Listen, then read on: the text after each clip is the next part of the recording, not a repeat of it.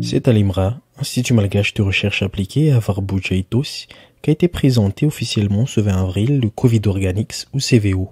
Ce médicament, proposé sous 3 formes, liquide, tisane ou décoction, est présenté par les autorités malgaches comme étant la meilleure arme pour prévenir le coronavirus. Tous les essais et tests de ce premier remède ont été menés et son efficacité dans la réduction et l'élimination des symptômes a été prouvée pour le traitement des patients atteints du Covid-19 à Madagascar. Le Tambaf CVO est un médicament à base d'artémisia, une plante qui a déjà fait ses preuves dans la lutte contre le malaria par le passé. Les chercheurs malgaches y ont ajouté d'autres plantes pour en améliorer l'efficacité.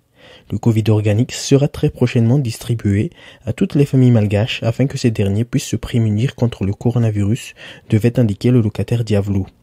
On en distribuera aussi à tous les élèves qui reprendront les cours mercredi prochain.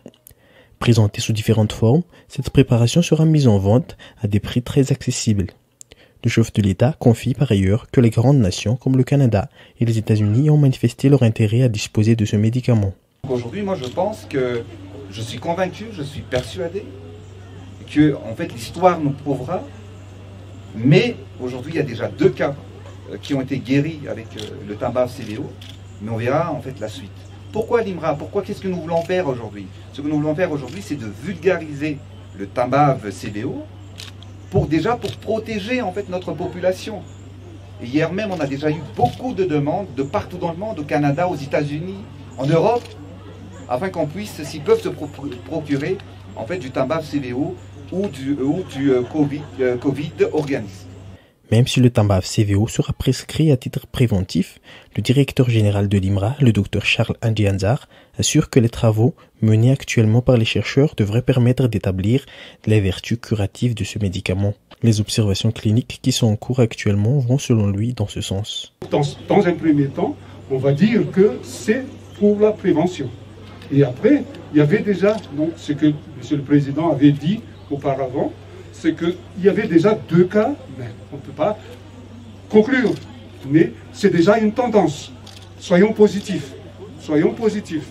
Et dans ce cas-là, on va voir, il y a des études cliniques qui vont être effectuées, qui sont en cours plutôt, et nous allons voir ça dans les prochains jours. Je veux vous dire tout simplement que tous les produits qui sortent de l'IMRA ont été donc déterminés, leur toxicité, aussi les effets secondaires, leur dose et en même temps aussi donc, la forme d'administration.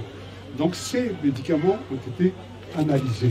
Donc s'il y avait du risque, comme vous le savez très bien, l'artémisia a été déjà utilisée depuis des millénaires. Ce qui veut dire que s'il y avait eu des effets secondaires et puis des effets donc, toxiques, dans ce cas-là, ça aurait été écrit.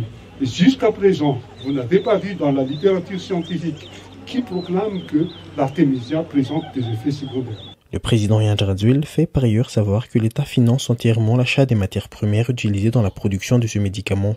Tous les bénéfices générés par la vente du Tambaf CVO seront versés dans les caisses de l'IMRA pour permettre à ce dernier de développer ses travaux de recherche. C'est l'État. C'est l'État, c'est comme si vous me posez la question qui a financé la chloroquine, qui doit prendre en charge l'hospitalisation des gens à l'hôpital. L'État est là. En fait, nous avons, Madagascar aujourd'hui a le plus grand stock de l'artémisia en Afrique et peut-être même dans le monde aujourd'hui.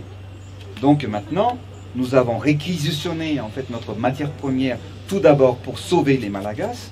Donc l'État, à travers, en termes de recherche, il y a l'IMRA qui est là, et l'État finance en fait l'achat de la matière première, et par la suite c'est l'IMRA qui commercialisera en fait le produit.